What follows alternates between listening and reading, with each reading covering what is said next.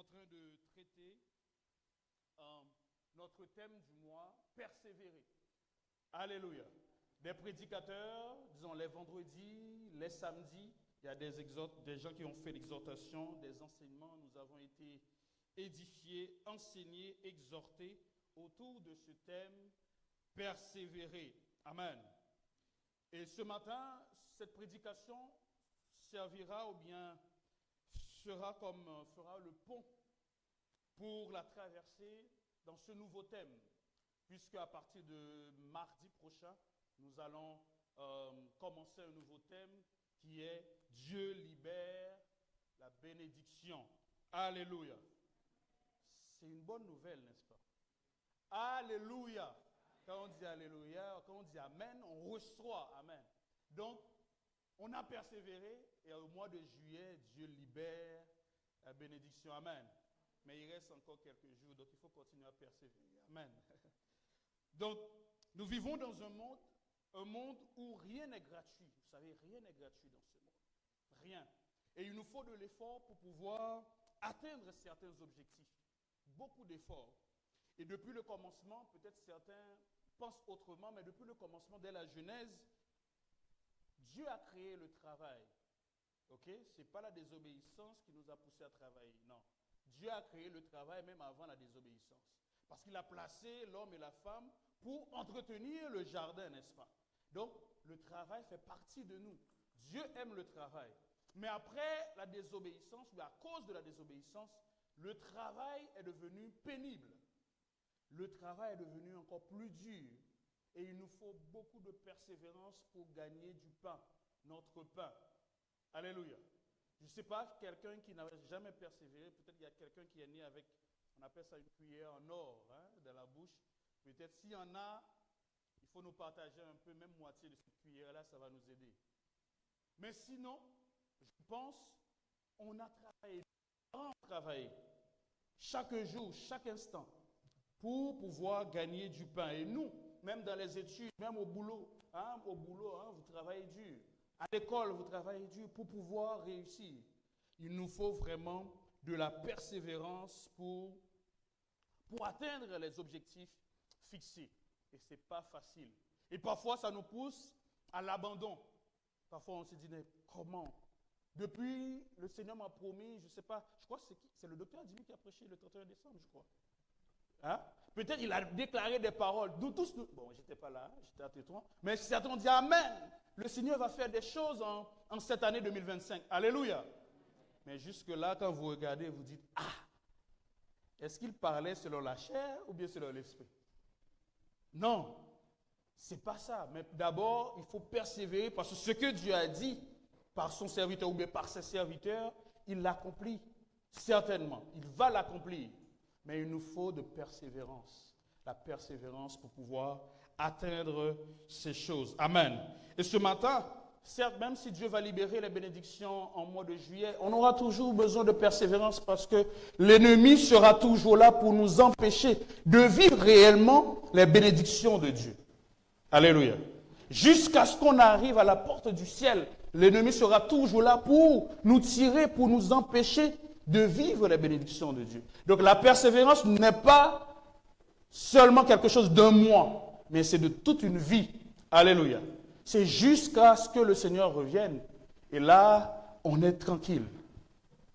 Alléluia. Est-ce que quelqu'un me comprend? Donc même si on termine ce mois, il ne faut pas dire que bon, on a terminé, là maintenant on va bénéficier des bénédictions de Dieu, on n'a pas besoin de persévérer. Non, on a toujours besoin de persévérer jusqu'à la fin. Amen. Et ce matin, le message que j'aimerais nous partager s'intitule « Persévérer jusqu'à Rehoboth ». Alléluia. Ce n'est pas moi qui ai inventé le mot de la fin, vous allez voir. Persévérer jusqu'à Rehoboth. Alléluia. Peut-être pour certains, c'est la première fois qu'ils ont écouté ce mot-là. Mais c'est écrit dans la Bible, ce n'est pas moi. Donc mon frère, ma soeur, ne relâche pas. Même si ça n'a pas été réalisé, mais persévère jusqu'à ce que, parce que les bénédictions que Dieu libérera sont proches. Alléluia. Donc il nous faut persévérer pour non seulement les recevoir, mais deuxièmement, les garder. Alléluia. Donc, persévère jusqu'à Rehoboth. Est-ce que tu peux le dire à ton voisin comme un frère, une sœur, comme un signe d'encouragement? Dis-lui, persévère jusqu'à Rehoboth. C'est comme un signe d'encouragement. Hein? Je disais que le Seigneur passe par plusieurs personnes. Peut-être c'est toi, c'est ta voix. En le disant, ta voix va résonner comme la voix de Dieu dans ses oreilles. Alléluia. Ah, vous voyez, non? Donc dis-lui encore, persévère jusqu'à Rehoboth. Je suis sûr que quand la personne rentre à la maison, il va écouter cette voix qui lui dit, persévère jusqu'à Rehoboth. C'est pas grave, même si ta voix est grave comme moi, c'est pas grave. Mais au moins, ça va rester. Alléluia. Alléluia. Bien-aimés, je ne vais pas revenir sur la définition de la persévérance parce que plusieurs ont parlé de c'est quoi la persévérance, pourquoi persévérer, etc. Mais j'aimerais juste nous dire que la persévérance, c'est une décision. Alléluia. Persévérer, c'est une décision. C'est tout ce que je veux nous dire encore ce matin. C'est un choix qui est devant nous. Soit tu persévères, soit tu ne persévères pas. C'est un choix. Nous, ce matin, nous devons choisir. Mais nous sommes invités. Le Seigneur nous invite à choisir de persévérer. Alléluia. Parce qu'il peut arriver des moments, il y a ceux qui ont commencé les études qui ont abandonné parce que c'était chaud sur eux. Ils ont décidé d'abandonner. Ils ont commencé des projets, ils ont abandonné. Ils ont fait le choix d'abandonner. Ils n'ont pas fait le choix de continuer, de persévérer. Mais nous, le Seigneur nous dit de persévérer jusqu'à Rehoboth parce qu'il y a quelque chose que le Seigneur nous réserve à la fin. Amen. Je nous invite à réfléchir ensemble sur un texte qui nous présente un personnage qui a décidé de persévérer jusqu'à Rehoboth. Amen. Est-ce que nous pouvons le lever? Nous lisons ensemble Genèse chapitre 26, du 12e verset au 25e verset. Genèse chapitre 26. Alors que je lis, les textes seront affichés. Je vous prie d'être attentifs, de lire aussi dans votre cœur pour comprendre. J'ai préféré prendre une partie, mais après je vous expliquerai cela.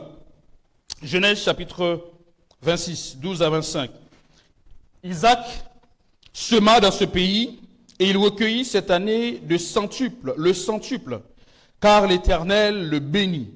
Cet homme devint riche, donc Isaac, devint riche et il alla s'enrichissant de plus en plus, jusqu'à ce qu'il devint quoi? Fort riche. Il avait des troupeaux, de menus bétail et des troupeaux, de gros bétail, un grand nombre de serviteurs. On étale la richesse. Aussi, les Philistins faisaient quoi? Lui portèrent envie. Tous les puits qu'avaient creusés les serviteurs de son père du temps d'Abraham, son père, les Philistins les comblèrent et les remplirent de poussière.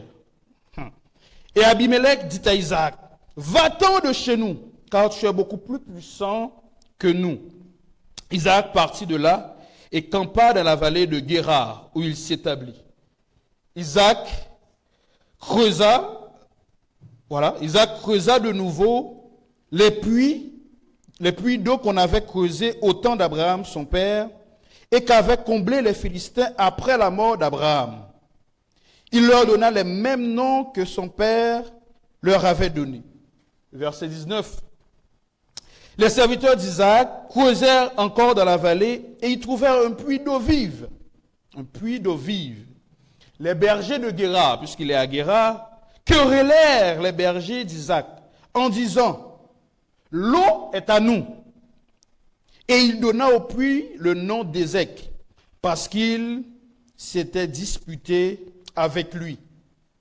21. Ses serviteurs creusèrent un autre puits, au sujet duquel on chercha aussi querelle.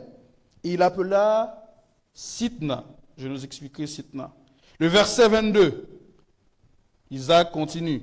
Il se transporta de là Et il creusa un autre puits pour lequel, alléluia, on ne cherchait pas querelle. Et il l'appela du nom de Rehoboth.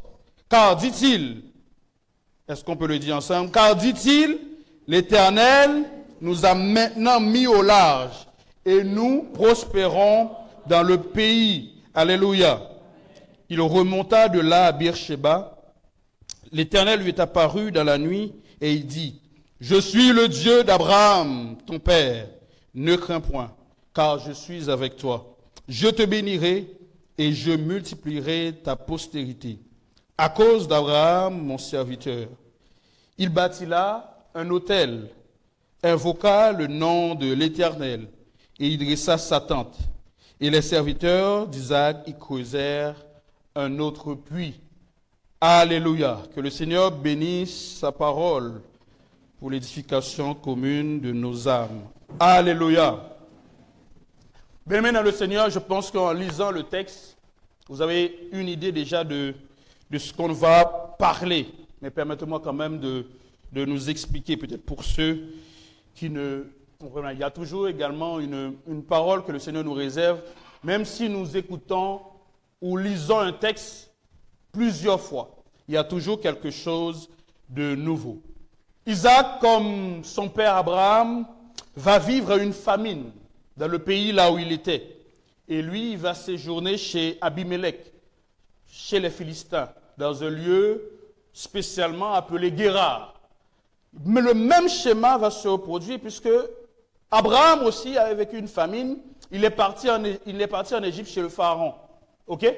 Mais lui, Isaac, le fils, va vivre la même famine, pas la même famine en tant que telle, mais va vivre également une famine.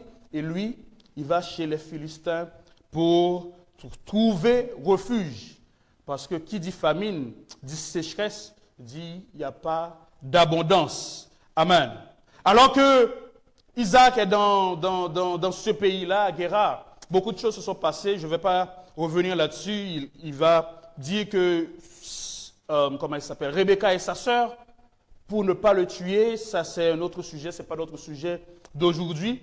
Mais alors qu'il est dans ce pays, le Seigneur va faire prospérer Isaac.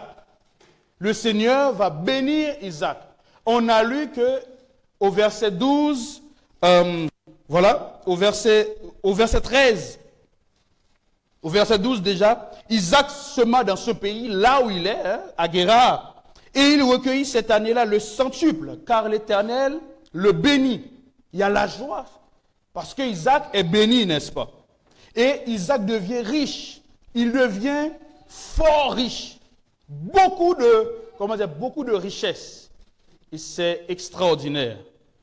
Et là, dans le verset 13 de la version Tob, dit, il devint un grand personnage. Il continua à s'élever jusqu'à atteindre une position éminente. Alléluia.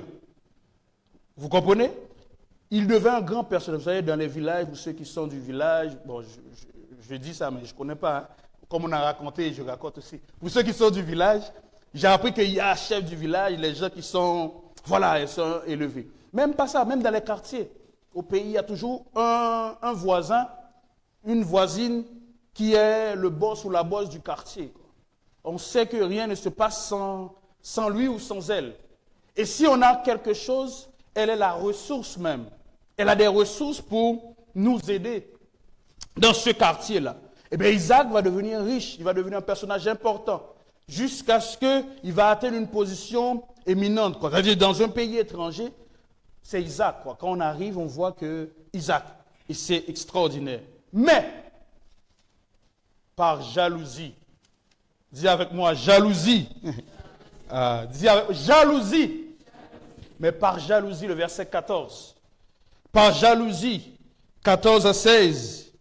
Alors qu'il avait des troupeaux, dernier verset, dernier partie, aussi, écoutez, les Philistins, ceux qui étaient autour de lui, portèrent envie. D'autres versions disent qu'ils étaient jaloux d'Isaac. Est-ce que vous comprenez? Donc, les Philistins étaient jaloux de lui. jusqu'à ce que Abimelech va le chasser du pays. Vous imaginez ce que la jalousie fait? Est-ce qu'on est là? Est-ce que ça va? Qui est le père de la jalousie? Négative, bien sûr. Je mets négative, parce que Dieu est un Dieu jaloux, n'est-ce pas? Mais une bonne jalousie. On est d'accord, non? Mais qui est le père de la jalousie négative? C'est Satan, le diable, n'est-ce pas? Mais maintenant, la question que une remarque que j'aimerais nous faire, c'est que très souvent, nous souffrons à cause des personnes qui très souvent sont proches de nous. Alléluia. Nous souffrons à cause de la jalousie des personnes qui sont parfois très proches de nous, qui nous empêchent de pouvoir avancer. Ça peut être des amis, ok? Ça peut être les membres de la famille. Bon, souvent on entend l'entente de village là. Je pense que les têtes du village, si on a des têtes, il faut les enlever du village parce qu'on pense qu'il y a toujours des tentes du village. Donc, les amis, et parfois même ça se retrouve malheureusement à l'église, des gens qui sont jaloux de nous, qui sont jaloux de vous et vous empêchent de pouvoir avancer. Parfois, vous souffrez à cause de ces personnes-là. La jalousie. Elles sont jalouses. Ils sont jaloux de nous. Et cette jalousie, comme les Philistins, leur a poussé à faire quoi? À chasser même, parce que les Philistins, puisqu'ils sont jaloux, Abimelech, qui est le responsable, le roi, ben, qu'est-ce qu'il va faire? Il va chasser, il va dire, tu ne peux pas rester au milieu de nous, ce n'est pas possible, quoi. Alors que c'est un visiteur. Normalement, il devrait l'accueillir, le rester, profiter des bénédictions, mais il dit non, quitte chez nous, parce que ce n'est pas normal. Sinon, tu seras peut-être plus important que nous et quelqu'un ne va pas maintenant me respecter. Bien-aimé, chacun est dans son couloir. Alléluia. Tu es dans ton couloir. Pourquoi être jaloux de ton frère, de ta soeur? Moi, j'ai une question à nous poser. Quand tu es jaloux de quelqu'un, est-ce que ça te permet, toi, d'avancer? Ah, ouais, on répond non, hein? Est-ce que quand tu empêches à tel frère de réussir dans ses études, est-ce que ça te permet toi-même de réussir dans tes études? Mais pourquoi on a tellement de jalousie? Pourquoi? Pourquoi on ne veut pas que cette personne avance parce que toi, tu n'avances pas? En pensant que, peut-être même il y a certains qui détruisent même les familles, en pensant qu'en détruisant les familles, qu'eux, ils vont avoir la famille qu'ils ont détruite. Non, c'est faux. Bien-aimé dans le Seigneur, c'est faux. Donc la jalousie ne devrait pas être au milieu de nous. Amen. Je prie que cela ne soit pas votre partage au nom de Jésus. Amen. Dis pas Amen. Hein? Amen. Je prie qu'en ce lieu, il n'y a pas de jaloux. Amen. Amen. Voilà. Et si c'est le cas, repentez-vous. Alléluia. Si c'est le cas, repentons-nous. Parce que la jalousie, ça va pas nous pousser à avancer nous-mêmes. Au contraire, ça va nous détruire. Alléluia. Repentons-nous si c'est le cas. Parce que quand Jésus reviendra, tous ces jaloux-là, ils ne vont pas hériter le royaume des cieux. Alléluia. Donc même si vous venez vous chanter, Dieu est bon, l'Éternel est bon, mais puisque vous êtes jaloux, le cœur est gros, vous détruisez la vie des gens, vous ne pourrez pas avancer. Le Seigneur va dire, retirez-vous de moi. Alléluia. Et dans notre texte, Abimelech, ils ont chassé Isaac. Mais ce n'est pas fini. C'est pas fini. Le verset 17, verset 18, nous allons aller encore plus loin. Verset 17, verset 18. Alors que Isaac partit de là, puisqu'il a été chassé, il partit de là, il va rester maintenant dans la vallée de Guéra, et c'est là qu'il va mettre cette tente. Et Isaac va creuser de nouveaux puits que son père Abraham avait creusé. Et puisqu'après la mort d'Abraham, les gens ont rempli les puits là. Isaac va les creuser pour leur donner le même nom. Et ses serviteurs, verset 18 je crois, ses serviteurs vont creuser des puits. Ils vont trouver un puits, vous voyez jusqu'où la jalousie est. Ils ont quitté Guéra, ils sont dans la vallée. C'est-à-dire les serviteurs, les Philistins, sont partis encore le poursuivre, quoi. Ou les poursuivre. Arrivés là, ils ont creusé un autre puits. En creusant un autre puits, ils ont trouvé un puits d'eau vive. Il y a la joie, n'est-ce pas? Donc Isaac était quand même content. Vous savez, quand vous trouvez, je nous expliquais tout à l'heure que j'ai fait des recherches, bon, je ne suis pas géologue, hein, mais on dit que normalement pour creuser un puits, il vous faut environ 10 mètres. 10 mètres de profondeur environ. Hein, ça peut être moins, ça peut être plus. Et là, pour creuser un puits, environ 10 mètres de profondeur pour trouver l'eau. Ça dépend maintenant du sol, ce n'est pas mon domaine. Mais vous imaginez à l'époque, nous avons peut-être des géologues, des gens qui ont étudié, qui peuvent avoir, avec des machines sophistiquées, ils peuvent directement savoir est-ce que là, il y a de l'eau ou pas, n'est-ce pas? Mais à l'époque d'Isaac, ils n'avaient pas cette machine-là. Donc, peut-être ils ont essayé de creuser jusqu'à ce qu'ils trouvent là où il y a de l'eau. Est-ce qu'on se comprend? Parfois, quand on lit la Bible, je le disais le vendredi, parfois quand on lit la Bible, on lit seulement, on pense que c'est rapide. Ce n'est pas rapide, bien-aimé dans le Seigneur. Pour creuser un puits, il nous faut, vous voyez, imaginez les serviteurs avec la pioche, en train de creuser, sous le soleil. C'était chaud, c'était compliqué. Ils ont creusé, peut-être ils ont fait des tours. Ils ont trouvé un puits là, qui a l'eau vive. Et qu'est-ce qui arrive? Les Philistins arrivent, ils disent non, tu ne peux pas prendre ce puits-là. Tu ne peux pas prendre ce puits-là. Et qu'est-ce qu'ils font? Ils ont suscité querelle. Et c'est ça le puits, le verset 19. Verset 19 nous dit, c'est le puits d'Ézec qui signifie dispute. Donc là, Isaac est obligé de laisser ce puits aux Philistins. Parce que ce puits, il y avait des querelles. Quand on dit querelle, peut-être pour nous, on peut dire c'est ça, mais peut-être il y a eu des bagarres, hein, peut-être il y a eu l'épée, je ne sais pas, la lance, ils ont eu comme un film, quoi. Peut-être il y a eu beaucoup de choses. Nous, on pense que c'est simple. En lisant, on dit, bon, querelle, et on est à l'aise. Alors que peut-être querelle, ils ont mis la main, quoi. Après, Isaac a laissé ça. Bien-aimé dans le Seigneur, quand, à l'époque, pas à l'époque seulement, même aujourd'hui, quand on a un puits, le puits symbolise la richesse. Le puits, c'est une réalité, ce n'est pas juste, comment dirais-je, quelque chose que... Le puits symbolise la richesse, l'abondance.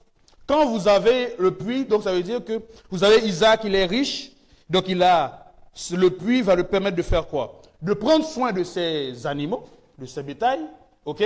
Donc, il est là, il doit prendre soin de tous ces animaux qu'il a. Le puits va lui permettre, disons, quelqu'un qui a un puits va lui permettre également de prendre soin de sa terre, parce qu'il faut planter, il faut arroser, n'est-ce pas? Mais le puits va lui permettre de pouvoir se nourrir, boire de l'eau. On peut passer plusieurs jours sans manger, mais on ne peut pas passer plusieurs jours sans boire de l'eau. Vous le savez, n'est-ce pas? Les scientifiques disent que vous pouvez passer plusieurs jours sans manger, mais vous ne pouvez pas passer plusieurs jours sans boire de l'eau. Donc le puits était important. Mais quand ça s'est passé, Isaac n'a pas baissé les bras. Non, il n'a pas baissé les bras. Tous les efforts sont faits, mais c'était compliqué peut-être pour lui. Il est parti encore. La Bible dit le verset 21. Ses serviteurs creusèrent quoi? Un autre puits. Un autre puits, peut-être les mêmes choses, les mêmes matériels là, pour utiliser la pioche, je ne sais pas, beaucoup de choses, pour creuser encore ce puits-là. Ils ont trouvé l'eau. Mais qu'est-ce qui s'est passé? Les Philistins sont encore venus. Combien d'entre nous allaient déjà abandonner? Hein? On allait déjà abandonner. Bien aimé, c'est ce qui arrive également. Parce que le Seigneur nous a promis quelque chose. N'oublie pas que c'est le Dieu de son père, Abraham, le Dieu qui bénit, le Dieu qui a dit qu'il sera avec lui, n'est-ce pas? Ce Dieu-là, qui sait que Isaac sait qu'il n'est pas n'importe qui. Il sait ça. Mais en continuant, en avançant, il y a eu querelle encore. C'est compliqué pour Isaac. Mais Isaac n'a pas baissé les bras. il continue encore à creuser. Bien-aimé dans le Seigneur, ça peut être dur. Peu importe la situation que tu es en train de traverser. Le vendredi, je disais à la mini-veillée de prière, je nous invite à venir vraiment dans ces moments. Je parlais de Bartimée, qui n'a pas baissé les bras quand on lui a dit « tais-toi ». Mais comme il avait besoin de sa réponse, de son miracle, il a continué à crier jusqu'à ce que Jésus s'est arrêté. Alléluia. Il n'a pas baissé les bras. Bien-aimé, ne baisse pas les bras. Peut-être tu as échoué. Peut-être certains ont échoué. J'ai connu l'échec. Je sais ce que c'est. Tu as échoué, tu te dis, cette année, je n'ai pas réussi. Est-ce que l'année prochaine, j'ai envie d'abandonner? Bien-aimé, n'abandonne pas. Alléluia. N'abandonne pas. Tiens bon. Je sais que c'est difficile. Mais il l'a dit, avec Jésus, je le peux. Avec lui, vous avez chanté tout à l'heure, mais vous n'avez pas retenu les paroles. Hein. Avec Jésus, je le peux. Avec Jésus, je le ferai. Par vous-même, vous ne pourrez pas. Mais avec lui, vous y arriverez. Amen. Alléluia. Non, ne baissez pas les bras, même si vous avez échoué. Même si cette situation continue. Mais dis-toi qu'avec Jésus, c'est possible. Amen. Premier puits causé, problème. Deuxième puits causé, problème. Isaac n'a pas abandonné, il a persévéré. Et la Bible dit que ses serviteurs, le verset 22, ses serviteurs encore ont creusé un troisième puits. Alléluia. Ses serviteurs ont creusé un troisième puits. Heureusement, parce qu'il a persévéré, parce qu'il n'a pas abandonné. La Bible dit que voilà, et là, il transporta de là, il quitte là où il était, il traverse encore, il creusa un autre puits pour lequel on ne chercha point de querelle. Alléluia. Bien-aimé, arrivé un moment, toutes ces souffrances-là vont finir. Alléluia. Oh, les souffrances vont finir. Parce que tu as persévéré, Rehoboth arrive. Amen. Et là, il a creusé. Il dit, on l'appelle Rehoboth. Amen. Qui signifie large espace. Ça veut dire que là, parce que normalement, quand vous avez un puits quelque part, c'est-à-dire ce territoire également vous appartient. Est-ce que vous comprenez? Donc quand il y a un puits, vous avez creusé un puits quelque part, ça veut dire que le territoire là vous appartient. Et là, plus tard dans les autres versets, ils vont dire que Isaac a creusé d'autres puits. OK? Parce que maintenant il a une large espace, ou bien un large espace. Et là, Isaac dit, nous prospérerons dans ce pays. Amen. Alléluia. Mon frère, ma soeur, quelle situation traverses-tu actuellement? Serait-ce une maladie qui, peut-être depuis 5 ans, 6 ans, 7 ans, 8 ans, est-ce que c'est une maladie où tu te dis, il n'y a plus de solution, je laisse tomber? Ce matin, persévère. Alléluia. Parce que la guérison est proche. Amen. Et avec, non pas un homme qui le fera, mais Dieu. Il suffit de mettre ta confiance en lui. Amen. Peut-être c'est un problème de travail. Hein? Vous savez, on cherche le travail, on dit ici au Maroc, vous savez, peut-être, le docteur Adimi est plus ancien que moi, ou il y a d'autres qui sont plus anciens. Je pense que le Maroc n'était pas comme ça. Hein? Il n'y avait pas de travail qu'on a maintenant. Il n'y en avait pas il y a 20 ans, non? C'est ça, Honora? Il n'y en avait pas. Mais le Seigneur est en train d'ouvrir des portes. Avant, on disait que les étrangers ne pouvaient pas travailler. Mais les choses commencent à changer. Amen. Mais pourquoi tu veux abandonner? Pourquoi tu écoutes ce que les anciens disent? Non, vous savez, ici, c'est compliqué. Non. Isaac va dire, on va prospérer dans ce pays. Alléluia. Ça veut dire que continue de déposer les dossiers. Continue d'aller préparer ton CV. Continue aussi de te préparer pour ce boulot. Jusqu'à ce que la porte s'ouvre. Amen. Sous le soleil, vas-y. Sous le foie, dépose. Parce que certainement Dieu il ouvrira une porte pour toi. Amen. Alléluia. Serait-ce je sais que vous avez souri. Serait-ce le mariage également? Alléluia. Ou bien les sœurs, les frères, vous n'aimez pas le mariage? Hein? Tout le monde aime le mariage, n'est-ce pas? Serait-ce le mariage? On disait non, vous savez, toi, tu ne vas pas, tu vois. Vous savez, il y a par jalousie. Écoutez bien, par jalousie, les gens font des choses pour que les gens ne se marient pas. Par jalousie, les gens font des choses pour que les gens n'aient pas des enfants. Par jalousie, les gens font des choses pour que même si tu es prêt pour te marier, on bloque ça. Par jalousie, même si tu ne comprends pas ce qui se passe. Mais ce matin, il te dit, persévère jusqu'à Rehoboth. Parce que le temps là, quand tu vas danser, quand tu vas te réjouir, alléluia. Imaginez déjà la fin. Hein, vous êtes en costume, vous allez travailler, vous arrivez. Vous imaginez la joie. Pense à cette joie-là. C'est ce que la Bible nous dit. Pense déjà à ce que le Seigneur nous réserve dans les cieux pour tenir bon. Quand on sait que dans les cieux, je vais voir le feu. On est content, on parle et c'est beau. On dit, tonton Abraham, ça va, on rigole avec lui. On est content, alléluia. Et ça nous aide à tenir bon, malgré les souffrances, à persévérer. Qu'est-ce qui t'empêche de le faire? Prends le temps, continue. Peut-être c'est dans les études, comme je le disais, tu n'arrives pas. Le semestre, tu n'as pas validé. Deuxième semestre, ça ne passe pas. Tu as raté 2 ans, 3 ans. Et ce qui est bizarre, c'est quoi? C'est que les amis qui étaient avec toi passent déjà. Vous ne savez pas ce que c'est. Les amis avec toi passent déjà, ils ont déjà leur truc, mais toi, tu es et on te regarde comme si tu as moins que rien. Tu te dis non, bien-aimé, ne relâche pas. Persévère. Vous savez, quand tu es en Jésus, parce qu'on va prier, quand tu es en Jésus, le nombre d'années perdues, on pense qu'il est perdu. Quand tu es en Jésus, avant de le dire, je ne dis pas de perdre des années parce que Jésus va vous donner, hein. Non, c'est pas ce que je dis, non. Il ne faut pas rester, vous ne travaillez pas, vous n'étudiez pas, après vous allez dire non, le Seigneur va rattraper les années. Non, c'est pas ce que je suis en train de dire. Mais maintenant, quand ces choses arrivent à cause des jalousies, à cause des persécutions, les années perdues, pour ce que les hommes peuvent penser, ils peuvent penser que c'est perdu, Dieu change toutes choses. Amen. Alléluia. C'est après vous comprendrez que, si je n'avais pas perdu ces 2 ans-là, je n'allais pas retrouver là où je suis. Alléluia. Si je n'avais pas perdu ces 2 ans, ces 3 ans, le boulot là, peut-être je n'allais pas rencontrer cette personne. Alléluia. Vous voyez, non? Donc, persévérez. Persévérons jusqu'à Rehoboth. Et quand Rehoboth va dire, Isaac s'exclama pour dire, nous prospérerons dans ce pays. Serait-ce un problème familial? Des persécutions que vous avez? Les gens qui n'arrivent pas à dormir. Il y a, comme on dit, tant du village, cousins du village, des gens peut-être même de l'église, des gens qui sont à la fac, les gens qui sont... Bref, les persécutions sont partout. Et tu n'arrives pas, tu te dis, comment tu vas faire? Mais persévère. Persévère dans la prière.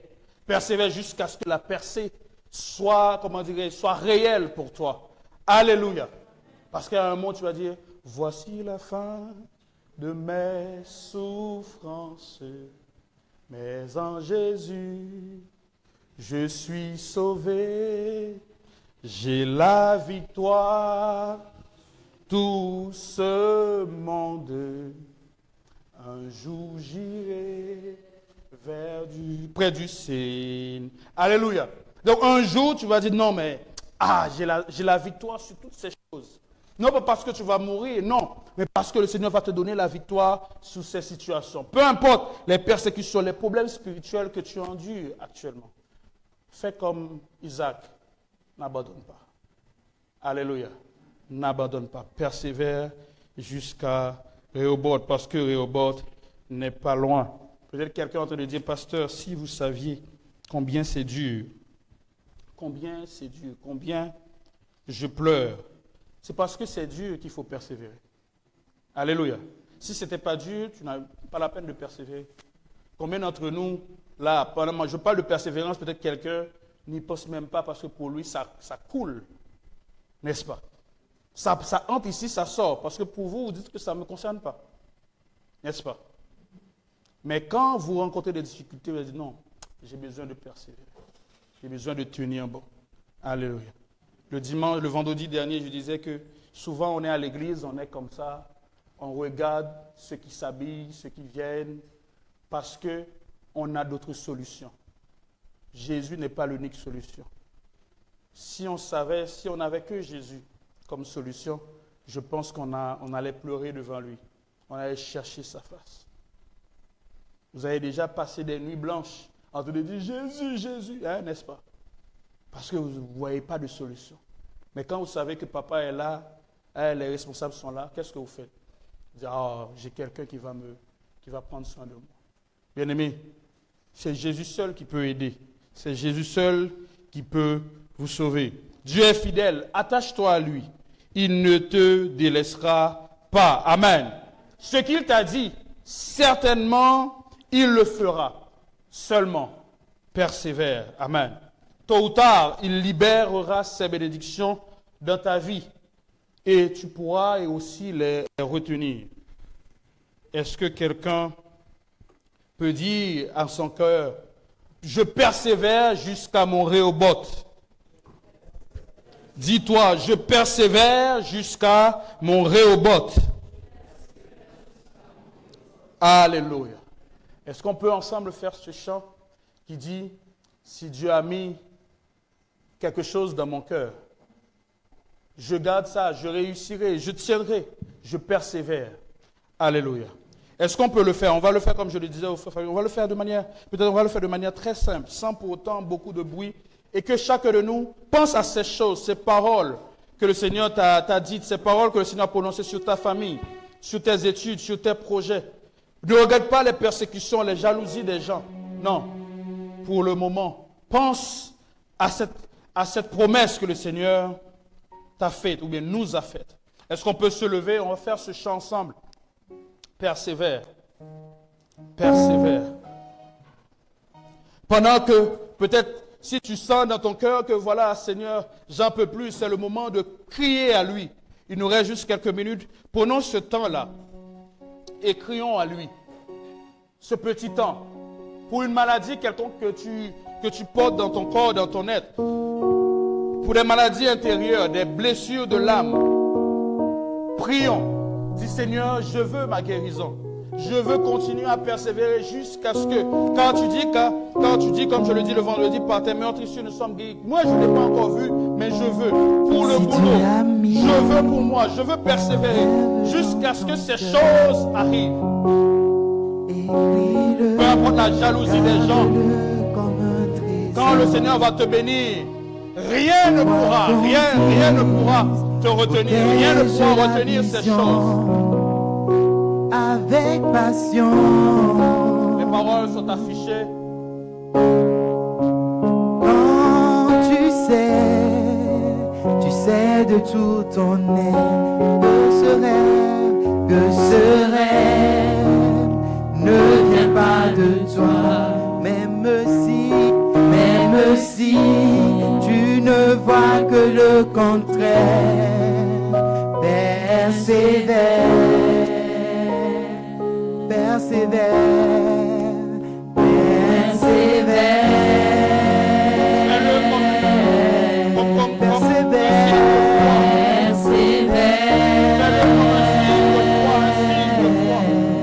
Je persévère.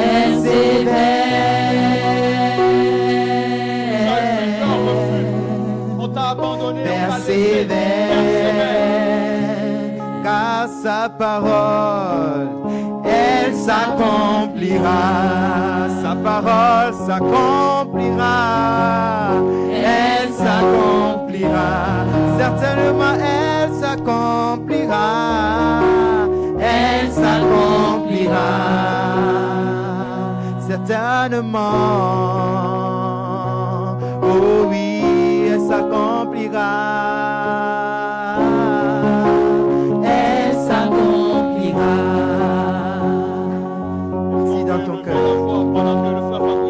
Si dans ton cœur est réelle cette promesse, quand vient le jour, lève-toi et confesse que Dieu est vrai et que sa parole demeure éternelle. Pour les études, pour le boulot, cette relation, pour les finances, le projet, ma soeur n'est jamais peu importe les difficultés, peu importe les vents, peu importe les tempêtes, aide-moi à tenir bon. ce chemin. Oh, Même si persévère. les choses semblent n'aboutir à rien, persévère, persévère. Alors persévère, persévère. Mon frère, ma soeur, persévère, persévère. Oh oui, persévère, persévère.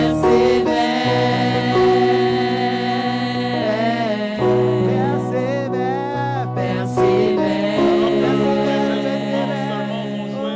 Élevons nos voix et crions à Jésus. Crions à Jésus, crions à Jésus. Bien-aimé, c'est le moment, comme je le dis, pense à lui seul comme unique solution. Et dis-lui cette situation que tu traverses. On a déjà le pasteur en train de dire qu'il faut persévérer, mais il ne sait pas que ce n'est pas facile pour moi. Lui seul, le Saint-Esprit seul peut t'aider à persévérer. Parce que la guérison, le boulot, le mariage, la vie en Christ, c'est possible. Il libérera la bénédiction sur ta vie, sur nos vies, sur cette église. Prions au nom de Jésus. Prie pour cette situation. Prie. Remets cette situation entre les mains de Jésus. Oui, parce que Rehoboth est là. Rehoboth est là. Rehoboth est là. Tu diras, je prospérerai. Je suis en train de prospérer. Je prospérerai. Oh, la Bible pouvait dire, je souhaite que tu prospères à tous égards, comme prospère l'état de votre âme. Que notre âme prospère, que nos finances prospèrent, que nos familles, nos projets, qu'il y ait la prospérité, qu'il y ait l'abondance en Christ. Mais spirituellement prospérer parce que nous avons Jésus le Christ. Prions au nom de Jésus. Ce soir, dans ce matin ou ce midi, c'est le moment de lui parler. Seigneur, aide-moi, aide-moi. Depuis janvier jusqu'à maintenant, les gens m'ont dévancé de ma situation. Je n'arrive pas. Il y a des gens qui ont déjà réussi, mais moi non. Ça fait une année de plus sur ma vie, mais je n'ai pas avancé. S'il te plaît, aide-moi à persévérer. Ne me laisse pas abandonner, je t'en supplie. Parle-lui encore ce midi. Parle-lui encore ce midi. Crie à lui. Crie à lui. Crie à lui. Il est ce Dieu qui peut le faire. Qui va t'aider à prospérer. On a vu que Jésus malgré la souffrance, il est écrit dans le livre de Philippiens que, oh oui, il a persévéré jusqu'à la mort à la croix, malgré la souffrance. Et après, Dieu lui a donné le nom qui est au-dessus de tout autre nom. Il a été mis au large. Dieu lui a donné le nom qui est au-dessus de tout autre nom. Et maintenant, nous pouvons crier Jésus parce que Jésus a persévéré jusqu'à la mort à la croix. En persévérant, tu toi aussi, nous aussi, on recevra notre bénédiction.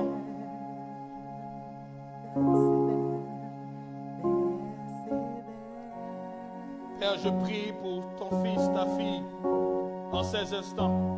Je prie pour lui, je prie pour elle, pour celui-là ou celle-là qui est en train de se plaindre, se dit, Seigneur, comment m'as-tu oublié? Ça fait des années, m'as-tu oublié? Comme Abraham qui a dit, je m'en vais, je ne sais pas de descendance, m'as-tu oublié? Père, je prie que ce midi soit un moment où tu renouvelles encore tes promesses dans la vie de mon frère, de ma soeur.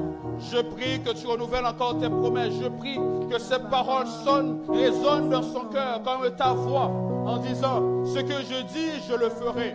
Ce que j'ai dit, je le ferai. Ne t'inquiète pas, ne t'abandonne pas, même si tu vois les tempêtes, même si tu vois les vents, même si tu vois toutes ces choses, même si on dit 1000 tombent à tes côtés, 10 000 à ta droite, tu ne seras pas atteint.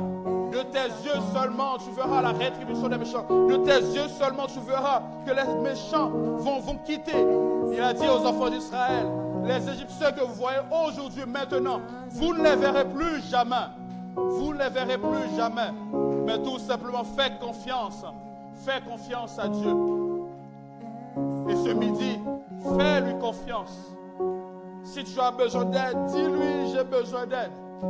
Et il va t'aider, je suis sûr. Je Je suis convaincu par sa grâce, par sa puissance et avec la foi, comme nous l'avons écouté également ce matin dans l'exhortation, avec la foi, notre assurance en lui, cette attente-là, nous recevrons notre héritage,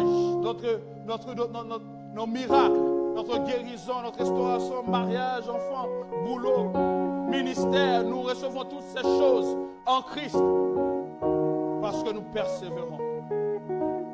Merci Père parce que tu fais toutes ces choses. Que ton nom soit béni Père. Merci de continuer à nous accompagner. Nous te prions pour cela jusqu'à la fin. Et quand ces choses arrivent, quand les bénédictions arriveront, et de nous à faire comme Isaac. La Bible dit Isaac a bâti là un autel, que nous puissions bâtir des autels en signe d'action de grâce. Qu'après le boulot, qu'on rend grâce. Qu'après le mariage, qu'on rend grâce. Après les enfants, on rend grâce. Après l'épanouissement dans le ministère, de manière familiale, l'épanouissement familial aussi, qu'on rend grâce. Merci parce que tu fais toutes ces choses et tu nous accompagnes. Nous te bénissons et nous te célébrons. Au nom de Jésus le Christ. Amen, amen, amen.